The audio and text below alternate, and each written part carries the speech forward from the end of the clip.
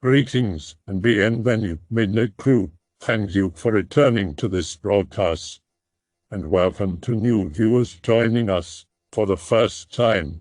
If you like a video, then feel free to subscribe. Hey/X/, I used to lurk here a bit back, but I've come back to share my paranormal experience that up until recently I hadn't really thought about. If you're looking for a scary story, this might not be what you're looking for, but it is a bit weird, I guess. I've never been great at Greentext or writing in general, so sorry in advance about that. Be me, around 10 to 11 years old, living in a middle-class broken family, the kind I'm sure many of you are familiar with. Alcoholic mother, hard-working father away from family often due to work, a few siblings. For sure not the ideal family, but nothing worth getting pity for. The story starts on a particularly bad day for me where I was bullied pretty hard in school. I also was super introverted and had pretty much no friends there, which didn't help. Like usual, I came home to my drunk mother. The house smelled like cheap wine and smoke. I can't remember why, but she was pretty angry at me and ended up waking me in the face with a wine bottle. This set my older brother off, and he and my mom got into a shouting match where some pretty harsh things were said about us. I took the situation really poorly, and being a stupid little kid, I decided to run away. Now for a little more background. Behind my house was a large expanse of forest. Not too far out was an abandoned campground where lots of the local kids would hang out in. It was an old RV park with a couple dozen structures that were left behind. Some of the areas were a bit sketchy and only a handful of kids explored the whole place. My older brother, being one of them, drew up a map of the place. It wasn't great, but it was readable. Taking the map, I left in the middle of the night. There was a lodge I passed once before and thought that would be a good place to hold out. Looking back, I'm surprised how stupid I was to do something this dumb. I was super familiar with most of the area and only really needed the map for the last half or so mile, which probably helped quell any fear I felt. I ended up walking 3 or so miles. I have a very vivid memory of arriving there. It was a cloudless summer night, so the moon and fireflies made it surprisingly colorful. The lodge hadn't been used in probably 15 years. It was isolated enough for it to be only damaged by the overgrown plants, then at their height in summer. I went in and started up a fire and cooked up some beans from a can. Despite the fire, I was cold inside and I could even see my breath. The night sounds were louder than I was used to and I was put on edge. Remembering a ladder to the roof my older brother made the first time I passed the lodge, I decided I could sleep better up there where it may be warmer. I found an area where the high parts of the wall shielded me from any wind and set up a little bed. Up until that point, I was distracting myself pretty well with the adventure and nature, but everything from the day just hit me really hard as I was trying to go to sleep. Looking back, I feel like I was a bit of a crybaby. As I was sobbing, I felt on edge again. I was really cold. I never came closer to pissing myself when I heard the sound of creaking on the stairs. I didn't pull it onto the roof with me, 'cause what? A deer was gonna climb up and mug me? I was pretty sure I was screwed. I was warned about Minecraft YouTubers and other degenerates who might be lurking back here. I wish I could say I bravely pulled out my knife to stave off the threat, or at least that I ran over to the ladder and pulled it up, but I just continued to sob, now covering myself with a blanket. Either from the cold or fear, I was shaking so much that I'd be seen right away by anything that came up on the roof. The stepping became clear as they started moving on the roof, and I pretty much accepted my fate. I felt 2 arms wrap around me, understandably giving me a heart attack. To my confusion, though, they were surprisingly soft and gentle. Whatever was out there was hugging me from behind through the blanket. It felt like it was in my head, but I swear I could hear cooing. I never felt so content before in my life.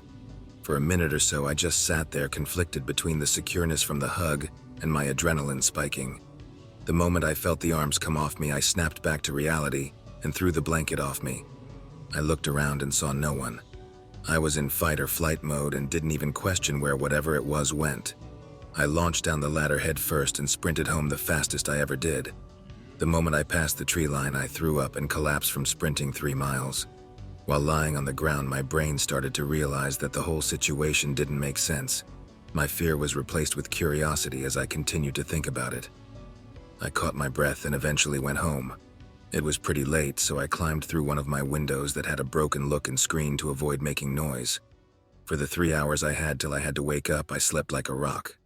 The only reason I could wake up is because I was dragged out of bed by my brother. It was a Friday, so I felt a bit better about going to school. This might not be relevant, but most of the kids seemed to treat me coldly. This lasted until I left my school district for high school. That might have been because of my exhaustion or something, but I remember they wanted nothing to do with me. The only kids who would even interact with me were the ones who were messing with me. Halfway through the day, the teacher's pet threw some of his lunch at the back of my head. Like clockwork, for some reason, the teacher yelled at me for making a mess. The day was going to hell, and all I could think about was how good it felt last night when I was being held. Between the harassment and cold shoulders, I couldn't wait to go home. Without even hesitating, I started to prepare to go back to the campground the moment I got home. Right as I was opening the door, my little sister came running up to me. She was crying with a black eye. I figured my jerk of a mother hit her. I ended up comforting her for a while until she felt better before leaving. It worked out because it started to get dark as I left. Like the night before, I trekked to the lodge and set up camp on the roof. I began to feel the air get cold, followed by a smell. It wasn't unpleasant, but the smell wasn't all that great either. I wanted to see what was going on, but I was nervous and hid once I started hearing the footsteps again. This time I expected it and leaned a bit into the hug. For an hour or so, I just rested in the embrace, listening to the cooing here and there. I felt like the arms would rub up and down sometimes. It was nice. Eventually it let up and I threw the blanket off me. I didn't see anyone, but I was greeted by one hell of a sight. It was like I could see every star in the sky through the clearing in the trees the lodge made. The moon was full and bright, and fireflies lit up the trees. Even though I didn't see anyone, I didn't feel alone. I know it's dumb, but the idea of a ghost didn't pop into my head until recalling the story. I gazed at the stars until I felt it was time to return. Before I left, I brought a flower to the roof and left it there. It was nice being able to walk back home. I slept like a log and woke up brighter than ever before. These things started to become a routine. The other kids avoided me more than usual. Come home to comfort my younger siblings. Go to the campground to chill with the ghost. Leave a flower before I leave. It wasn't every day, but these were all frequent. It was the first time in a while I was content. Unfortunately, things didn't last. I wanted to leave earlier so I'd begin to ignore my siblings. Even with the extra time, I'd spend less time out there with that feeling of being with someone. I was upset I was losing this connection. I was getting so frustrated that I eventually yelled at my sister to leave me alone one afternoon before leaving. I can remember my older brother's disapproving face in that moment. That night I felt nothing out in the woods. I brought another flower to the roof like I'd normally do to beckon it. Before I could even go up the ladder, I was hit with an intense cold. A feeling of dread and shame came over me as I looked up the ladder and saw a vague silhouette of a person. There were no features, just an outline. I desperately thought about what I was doing wrong.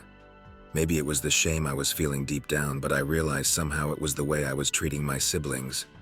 It comforted me like I was supposed to comfort my siblings. While not in a full-blown panic, I returned home with a sense of agency. The next morning, I remember apologizing to my little sister and giving her a big hug. From that point till we left the house, I made sure to always treat her well. To a lesser extent, my little brother, cause he was a hardy little asshole, but same deal. I didn't see it again and repressed the memory. My siblings all became close over the years and my mother eventually passed. The event was bittersweet, remembering the good and the bad we experienced with her. At the funeral, my sister thanked me for being there for her when she needed me. That night, while running outside, I felt a chill over my shoulder, and I could swear I saw that silhouette in the woods. That was last night. She, I always felt like it was a she, was there for me at a really bad time, and I ended up forgetting about her. While I can't say my life is perfect, she helped me to value family more. I would like for her to be at peace and pass, or whatever it is ghosts do. If there were any flowers blooming this time of year, I'd leave a flower on the side of the road. As autistic as it may sound, I'm probably gonna buy some flowers and take them with me on my run. Maybe I'm just a schizo. What do you think I should do? Not sure what you should do. I say keep going with the flowers. It seems to be part of your connection. Revisit the place you were hugged, maybe. OP here. I'm about to head out for a run now. I bought a bouquet and I'll take this flower with me. It looks a bit like the wild ones I used to get before. I'll give you guys an update on my return. With all the creepy speculation in this thread though, I'm going into this a lot more spooked than I thought I would be yesterday. Eyes spook me. OP here, I'm back in Anons. I'm feeling a load of things right now. I'm going to start green texting now, and with the pictures I took. I would be worried about doxing myself, but it was so dark and my phone is so old they aren't all that clear. I'm a bit pissed that lots of the pictures didn't come out well at all, but I'll post what I got. Anyways, here I go. Be me. A few hours ago from this post. Going on a run at night to get /fit/ and to avoid being seen by my neighbors. The night is pretty, and I really don't like my neighbors. I have a flower tucked into my pants to leave where I think I saw it. On my way back, I arrived at where I last thought I saw it. It is an entrance into the thick woods that remained. I was just going to leave the flower on the side of the road and take a picture of it. Maybe it was because I've been reflecting on the situation a lot, or it was for those sweet yous, but I went into the woods to leave it further in. I was surprised to find one of the old campground trails still visible. If they lasted 15 years when I hung out back there, another 15 years seems reasonable. I tried to use my phone light picture flash to light up the way. None of the pictures come out with the flash, and my phone light is way too bright for my liking. Ended up using a red light on my house key to lead the way. It's a cold winter night and I was in a sweat-filled sweatshirt, so if there were any drops in temp, I sure as hell didn't notice them. The campground was far more exposed, with the forest around it shrinking and the remaining structures were heavily vandalized. Straining my brain to find where the lodge was, I was able to come across within 2 or so miles of walking. It was at least in one piece, but clearly wrecked. I almost shed a manly tear looking at how bad it looked. While looking around, I admittedly got lost in my memories and just looked around for a moment. I was reminded why I went back there as the flower fell from my pants. I was hit with that smell while picking it up off the ground. With the biggest sigh of my life, I made my way to the roof. I've never felt fear, bar my first contact around this thing, but you guys filled my head with just enough spooks for me to have to force myself to move. The ladder, in tatters, was still there under a pile of dirt and leaves. Pick-related. I'm surprised how much smaller the roof was. Pick-related. I put down the flower around where I normally would. Then I laid down with my head hanging over the peak of the roof. I shut my eyes, and like I was reliving my past, I heard the footsteps. It may have been me tripling my size since I was a sub-4-foot middle schooler, but the steps were light. Light enough for you only to notice them if you were expecting them. I'm tearing up a little bit writing this part, so I'm sorry for taking so long. From behind, I felt one arm draped over my right shoulder and another under my left. As incredibly gentle as it was, I can still feel it right now. It was like it was laying on the other side of the roof with its arms lying on me. No cooing or anything. Even the sounds of the night were gone. I knew the moment I opened my eyes it would be over, but curiosity got the best of me. My eyes were greeted by the night sky, this time only obstructed by some moisture in my eyes. I got up and was once again surprised. Before me was my old walking stick I used to use back there. Pick didn't come out, where I left the flower. My older brother made 4 for each of my siblings and I out of a table that was left behind. Our stash where we would hide stuff was looted right before I stopped going back there, and I hadn't seen it since. I was really starting to get cold as my sweatshirt was now covered in cold sweat. I knew it was time to leave. As I made my way down the stairs, the steps gave out.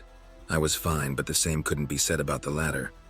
I might be reading into things a bit too much, but I'm pretty sure I'm being told farewell. As I left the area, I noticed construction vehicles and chopped down trees. The last of this forest I played in as a kid was being prepped for suburban expansion.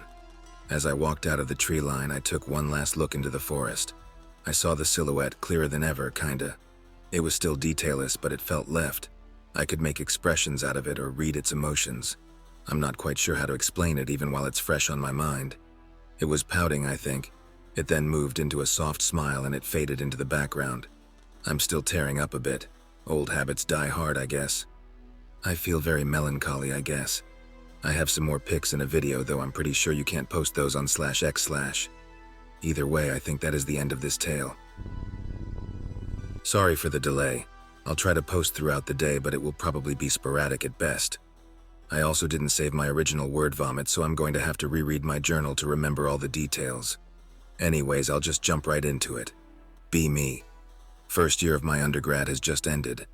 Despite all the support I've had, I was admittedly driverless and depressed. My family started to take note of this and came up with a plan to try and put me on the right path.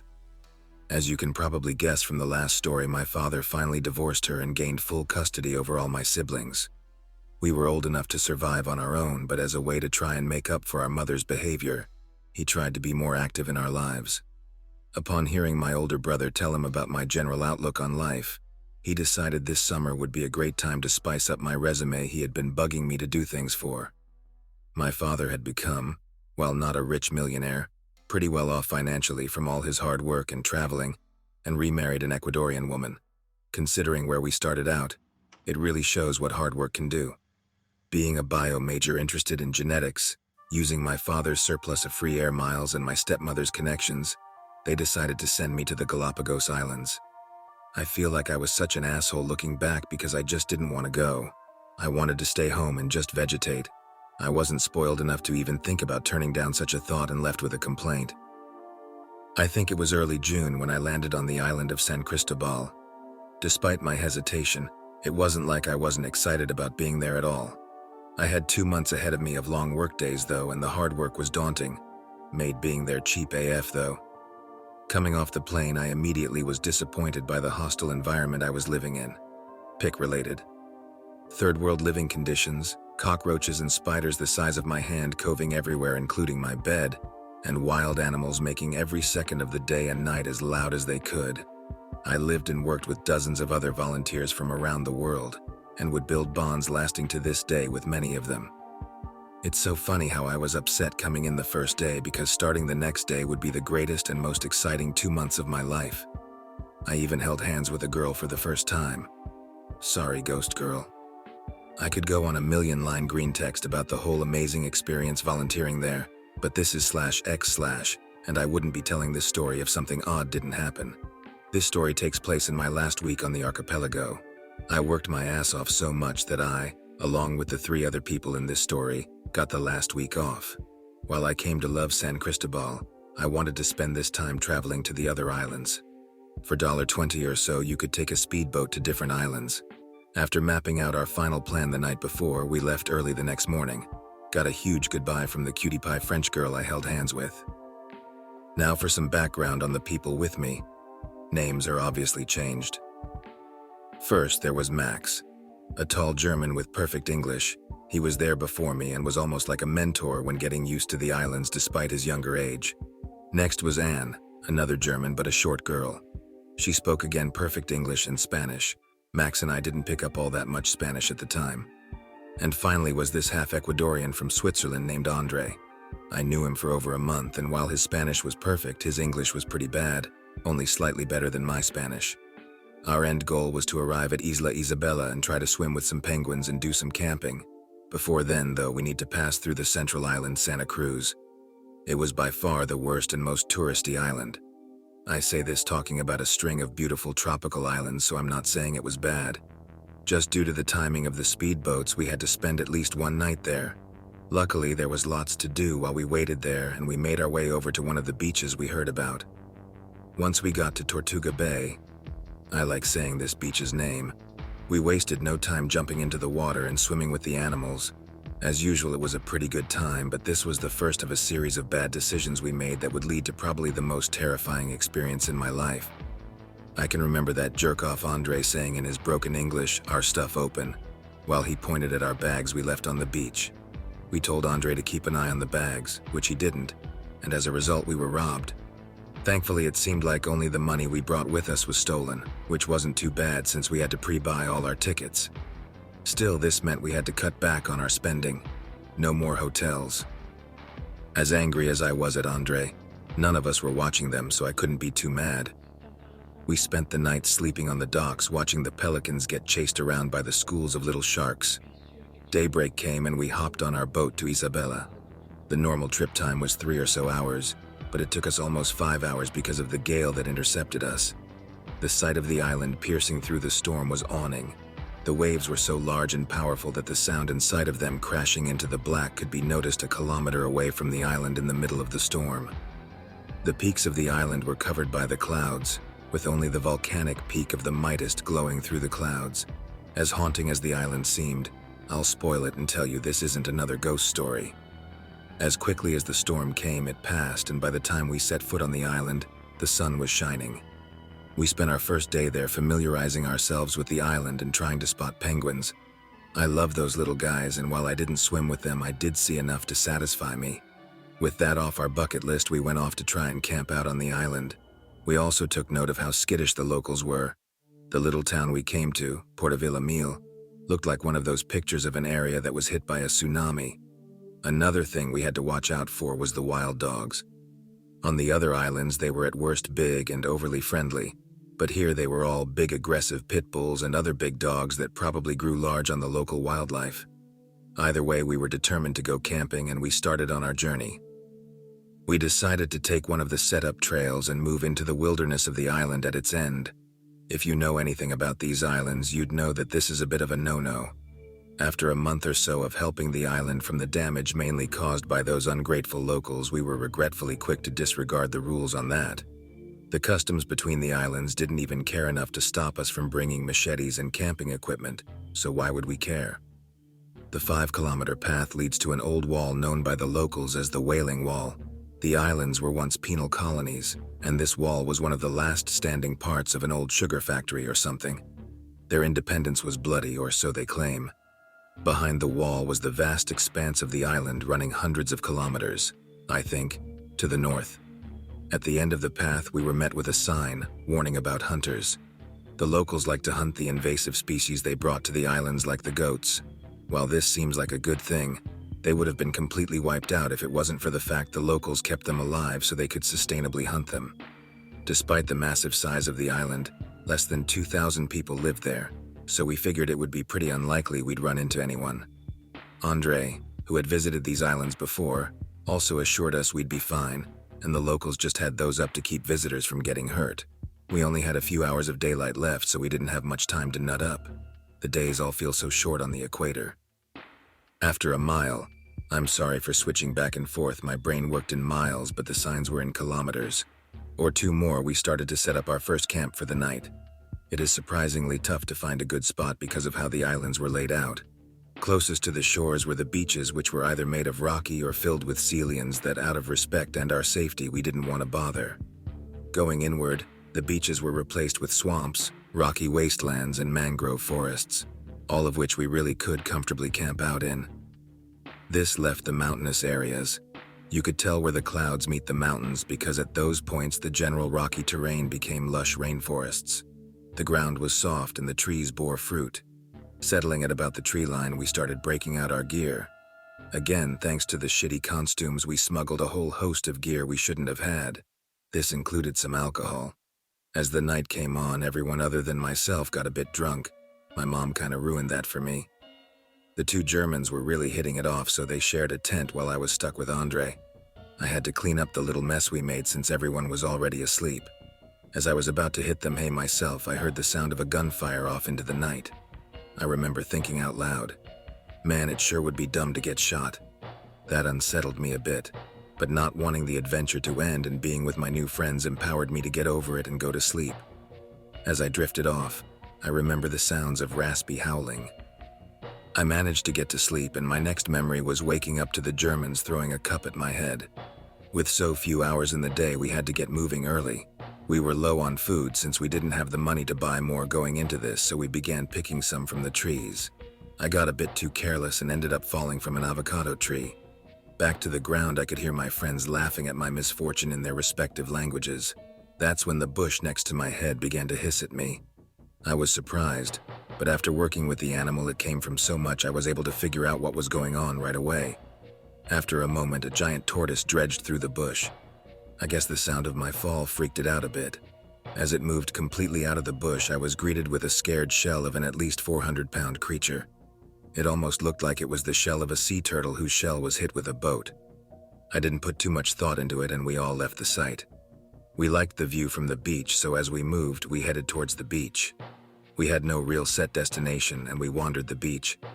About midday, while we were taking a break from all the walking, we noticed the sea lions in the distance bolting for the water. Out of the blue, a small pack of big dogs were closing in on us. While we had machetes, we were pretty outmatched and tried to escape. The dogs were way too fast and we had no time to pick up any gear that wasn't already on us. There was a patch of extremely jagged volcanic rock that we fled onto. Thankfully, it was too much for the dogs and they didn't follow us. With some extra motivation with me throwing rocks at them, They moved on. I took note of an especially huge pit bull that seemed to be the leader of the pack. The dog seemed to be really booking it out of there at one point after noticing something we hadn't. As we were catching our breaths, another figure began to approach us. It was too tall to be a dog, so we assumed it was a local. As much as I rather not get in trouble, after the dogs I really didn't mind any help. It was flying towards us, and it quickly became apparent that it wasn't a person. It was an all-black figure on all fours, effortlessly moving over the black rocks that littered the ground. It took us all a second to react before yet again we found ourselves running. Sorry, this one's a bit slower. When I get back to greentexting, I'll get to the meat of it. For now, I have wet lab stuff I need to get done. If any of you are still interested, keep the thread alive in the meantime. As much as I like telling my stories, my journal of the event is even more of a pain to read than my greentext. While it wasn't as fast as the dogs, it was more than able to keep pace over the rocks. It slowed down as it started to tail us, just staying out of reach. While running, the only feature I could make out was its massive white teeth that contrasted its black body. I think we all knew its hesitation would last, and we all bolted to some huge cacti sticking from the rocks. Never before have I climbed an object so quickly. I don't remember feeling an ounce of pain from the spines at the moment. The head of the beast slammed into the base of my cacti as I just got out of its reach. I looked over to see Andre in his own cacti with the two Germans in another. I strained every muscle to get a footing and not slide down. My cactus was just a single column, and dodging its reaction to the impact was not very stable. I picked the short straw. As the adrenaline wore off, I got a chance to study with creatures now pacing around us.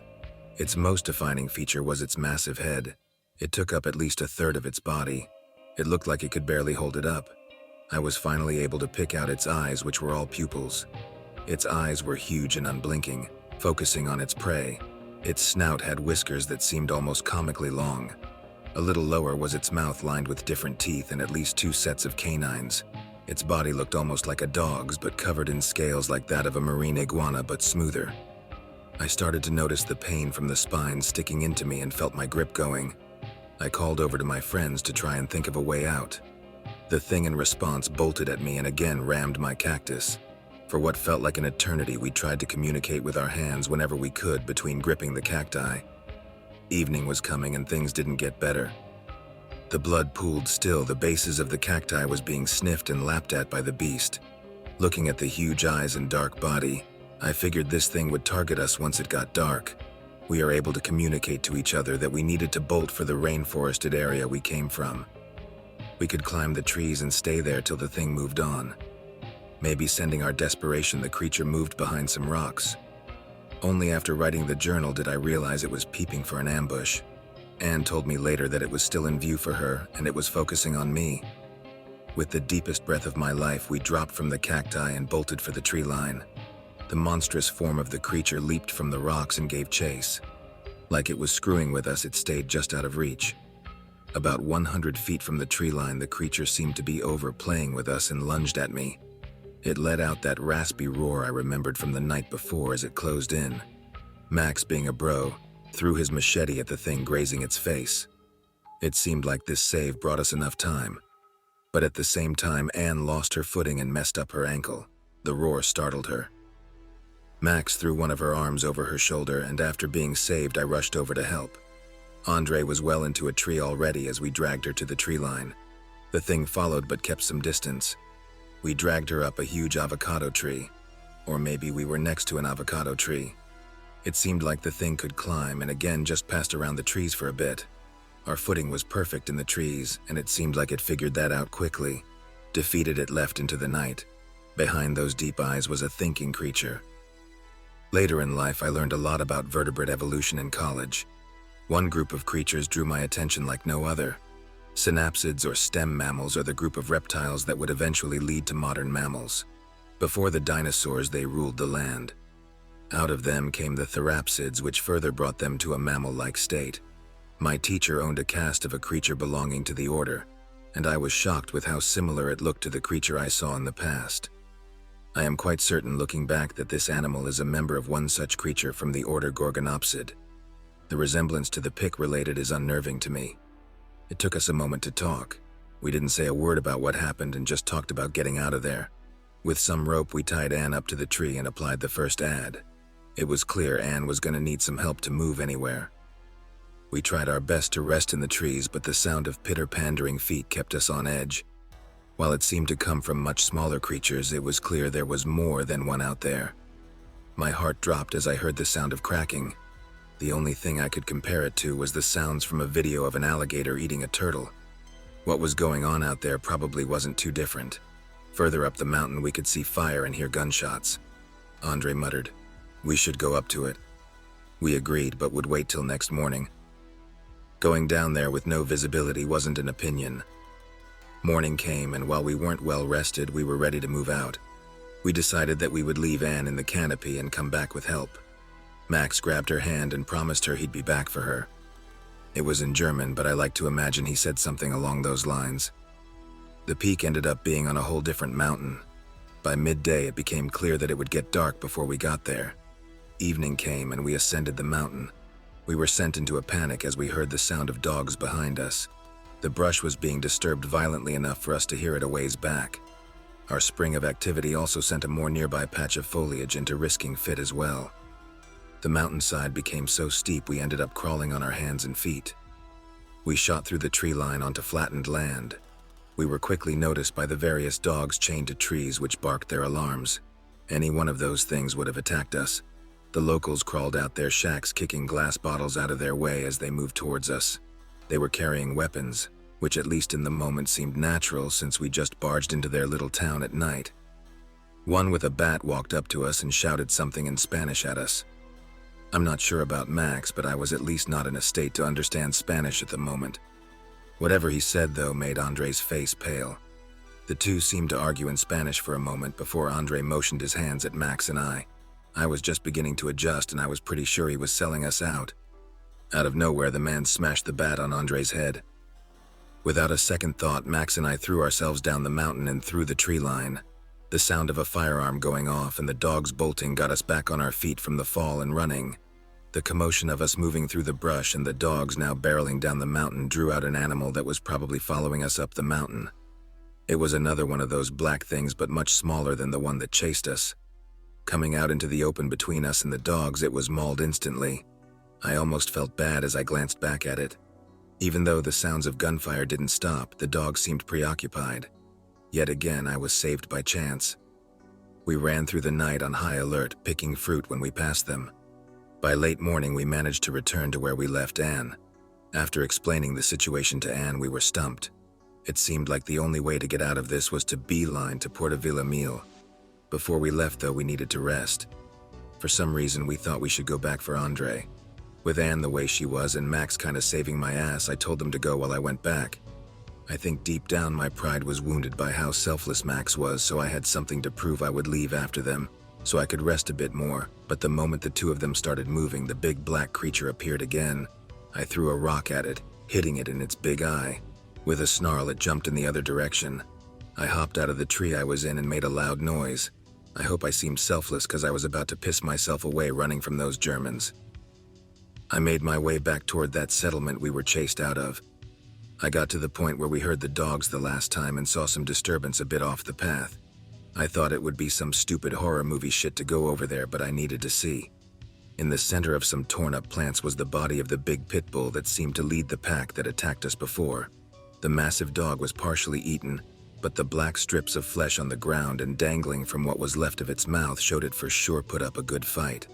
The scene was enough to make me reconsider my plans, and instead try to move towards Porta-Villamil too. I got high enough to spot where I needed to go. There was a mangrove forest swamp between me and Porta-Villamil I could cut through to get there. I spent the rest of that day in a half jog. There was enough solid ground between the wet patches of swamp and mangrove trees to keep a comfortable pace. Night came and passed and I hadn't an issue. Feeling home free, I slowed my pace enough to watch some of the birds. The reason I was on the island to begin with. Morning passed and I could see the wailing wall I passed so many nights ago. I was almost in a daze looking at a group of flamingos in the swampy water when out of nowhere they jumped into flight. Startled myself, I saw the creature coming towards me through the mangrove. I jumped into the water hoping it wouldn't follow. My brain moving in overdrive realized how dumb of an idea that was as soon as I hit the water.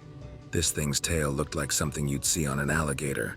And what kind of animal living on an island can't swim? I grabbed for a vine to pull myself out of the swamp. The water must not have been that deep because as I pulled myself up on the other side, it just run right through the water. The webs on mangrove vines made moving difficult for both of us. I managed to stay ahead thanks to being smaller, but I had to be careful not to corner myself. The chase didn't last more than 30 seconds before I managed to start hitting dead ends. Hearing its gallop behind me closely, I pulled out my machete and swatted the thing with it. My dull machete connected with its snout but didn't manage to cut at all. It did jump back a bit. I tried to pull some vines between myself and it, but with one bite it managed to rip the wooden vines enough for it to pass without a problem. I knew I couldn't fight this thing before, but that moment really hammered it in for me. Somewhere along the way, my phone fell into the swamp. Rip penguin pictures. Again, I was at a dead end. The vines were much thicker here and I was cornered. Things were moving in slow motion as it came closer to me. The whole life flashing before my eyes thing had never happened before or since then. I threw my machete at its head and it turned away from me for a moment. Out of pure reflex from 15 years of wrestling, like taking a shot, I grabbed its front leg and threw myself at the thing. I guess it didn't expect that and it felt like throwing some of the vines. That misstep with its huge head having trouble maneuvering around the dead end, it seemed unable to move for the moment. Without looking back, I ran as fast as I could to the wailing wall and onto the established path. I didn't see those things ever again after that, and I met up with the Germans who beat me there. For the last 2 days we were on the island till our boats arrived. We just spent the time sitting around reflecting on what had happened. We went to the police on the island, but they seemed completely disinterested and kicked us out of the station. I never saw Andre again, but I suspect his story didn't end on that island. If it did though, plenty of people fall to their deaths on those islands, and he may have just been written off as one of those. I eventually returned back to the States and still keep in contact with Max. This was by far the most messed up stuff I ever had to deal with in my life, but looking back now, I just feel bad about those things. They were just trying to live as they had been on those islands before we came. I'd like to go back one day and try to find them again, when I am more properly prepared. All these pictures are things I or my friends took, so while they are authentic, they weren't taken during this ordeal. I enjoyed writing out this again, and I hope you guys found it interesting. Well, the thread is still alive, so I'll do one more green text. This story isn't about something I went through, but rather my older brother. I'll just jump into it. Be my brother, real good guy, but gets involved with some nasty stuff in his life. Since 16, he has always had a firearm of some kind holstered on his hip. Once got suspended for beating a kid half to death for harassing my sister. This started a little over a year ago after our aunt died. She was pretty eccentric and never managed to marry. My brother and I were tasked with cleaning out her house so we could sell it. There was always a rumor she owned a spell book or grimoire. I'm not sure what the difference is between them. So we kept a special eye out for any old-looking book. As we got towards the last of the boxes, we found one with a note attached to it. It was addressed to our grandmother, who in our aunt's years ended up being her last and only real friend. The note was addressed to her, and it asked for our Nana to dispose of what was in the box and asked her not to judge her. I guess she wanted to get rid of the stuff herself, but had some attachment to all the stuff in there that prevented her from doing it. My Nana was too old to help us clean the house, so my brother and I opened it. Inside was tons of taboo items, from old medallions to crystal balls. There was also the book that had to be the book everyone was talking about. It was old and used looking. The symbols, while worn, were still visible on the cover. In the middle of the cover was a white stone which I had assumed to be quartz, surrounded by symbols which looked like something out of a video game. The box was all pretty shocking, and while we wanted to carry out our aunt's wishes, we both decided to take something out of the box to keep. I ended up taking a chipped crystal ball, pick-related, while my older brother took the book. Almost right away, within the first week, things seemed a bit off. Our youngest brother always tended to yell and walk in his sleep, but almost every night we'd catch him running around at night. We just assumed he was staying up late goofing around, but he seemed like he was in a trance when confronted. My older brother seemed to carry it around with him everywhere, flipping through the pages. He became paranoid and would get spooked easily. After about a month, he told me he would get rid of the book at the dump. At least for me, it seemed like he put it off for a month but managed to get rid of it about a month later. I heard a different story a while later from his best friend one New Year's Eve when the two of them got blackout drunk. Apparently, my brother did take it to the dump when he said he did, but had found it the next morning on his desk. Understandably freaked out, he brought it to our local church, who said they'd take care of it, but like the last time, it was right on his desk the next morning. He ended up throwing it away some more, giving it to a local Jehovah's Witnesses compound, and even burned it, but it always came back to the same spot. He had been planning a road trip with his best friend where they'd travel cross-country on bike for a while now, and decided he'd try to ditch it in the desert. I'm not sure why he decided to do it, but I guess it made sense to him. They'd camp out on the side of the road or stay in motels as they traveled, and his friend told me every night he could hear my brother whispering to the book. My brother was just conscious enough to have a look of concern in his face as I listened along. As they entered Nevada, my older brother fell off his bike. While he was okay, his bike was a bit roughed up and he decided to camp out on the side of the road for the night. As the sun began to set, a big bull started to approach them. The road ran alongside a fence in a farm field, so it wouldn't be able to get to them. Still, having a huge animal staring at you as the sun went down was unsettling for them. They decided to try to fix the bike on the spot and go to a motel at night. The bull was covered in scars and the friend swore he couldn't see its pupils. Eventually, they managed to get the bike started again. As they were hopping on their bike, the cow spoke. He said it was as if someone tried to speak while inhaling. He didn't understand a word coming from its mouth, but whatever it said left my brother pale. Out of the blue, my brother unloaded his gun at the cow, followed by the friend following suit. The cow ran off, and without a word, they continued onward. The sound of my brother speaking in the night grew louder, and whether they were outside or in a motel, he could swear he saw shadows moving around in the dark. Eventually, they stopped in the middle of the desert in New Mexico. My brother threw it on the ground and spit on it.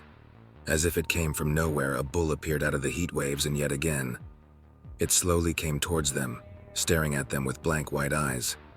At his wit's end, my brother kicked the book farther into the desert and shot a hole right through it. A red liquid like blood oozed out of the hole and it flipped itself open. The book and cow burst into flames. The cow continued to approach them regardless. It turned its head to the friend, then to my brother, and again spoke something unintelligible.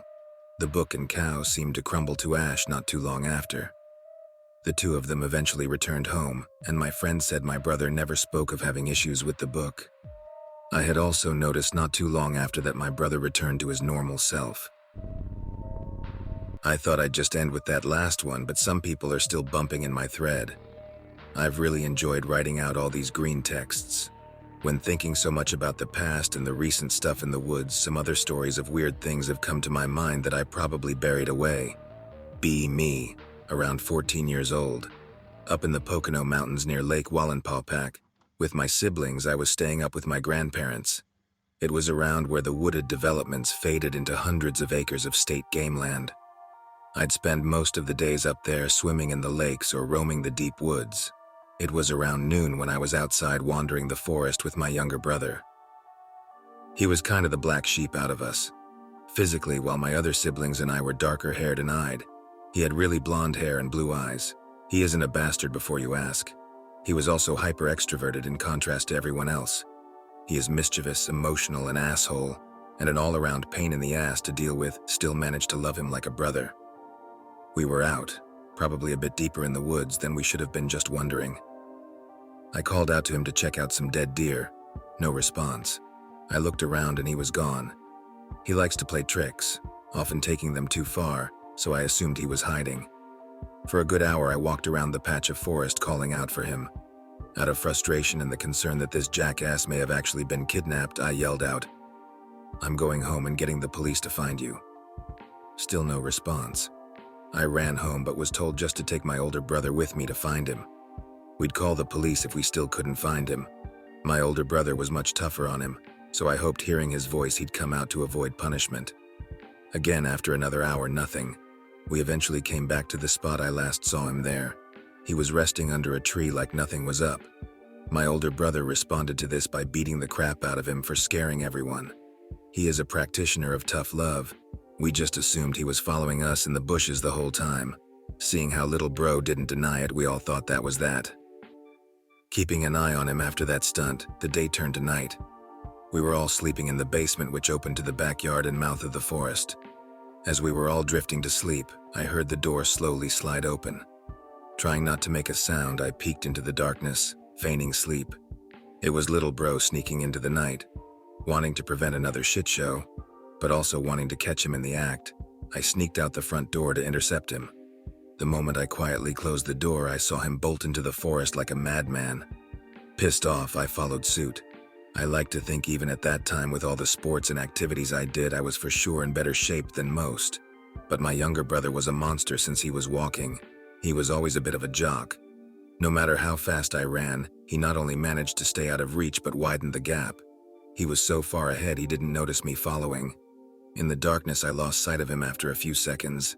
This for sure wasn't a prank or him sleepwalking, so I started to panic. As you've probably noticed, I often tend to make bad decisions in the heat of things. I didn't want to bother my family, so I decided to hunt him down. The only things up there in the night worth worrying about were black bears, and they'd become extremely rare in those parts, so I didn't feel too unsafe, I guess. From around me, I heard the sound of shouting and screaming. It was like when my little brother would yell in his sleep normally, but I knew I saw him running into the woods. It was like it was coming from somewhere else every time I heard it. For some time, I ran around moving towards wherever I heard it. The yelling was joined by the sound of beating on the trunks and later rustling around me. I didn't have much time to think about it because just then I found my brother. Under a tree, eyes closed, he was just chilling there. Not wanting to deal with that again, I threw him on my back and piggyback carried him home. I had plenty of experience carrying unconscious bodies like this thanks to being an older brother. I was tired and disoriented, so as I moved home, neglecting to ask myself questions like, why did he run into the woods at night? Why is he sleeping outside half-dressed in the cold night? With my little brother on my back, why do I hear the sounds around me? Why am I not pissing myself? I got home and fell asleep within seconds. It was such a bizarre situation that it felt like a dream. I'm pretty sure though it wasn't a dream because he tried to sneak out again the next night. He stopped before going out that time, but I wasn't crazy. He did sneak outside. The situation was odd enough, but my memory of it makes it weirder. For starters, I remember everything in way too much detail, even to this day. It's like I can still see the patterns on the bark itself. Every step, every twig snapping, I can remember it all in way too clear of detail. It's also like all the images in my mind are in a grayed out filter rather than the darkness of a forest at night. My actions were strange and felt uncharacteristic of me. After these events, my brother also adopted another habit in his sleep. He'll slowly pick up his leg and drop it to the ground. It freaks me out, and even the last time I saw him asleep, he was still doing it. Maybe this is more explainable than I think it is, but looking back, the whole memory disturbs me. Something was up, though I'm not really sure. I hope that you enjoyed tonight's broadcast. If you enjoyed tonight's story, then please subscribe to the channel as more Greentext will appear daily. A new broadcast will appear when the clock strikes midnight Central Time.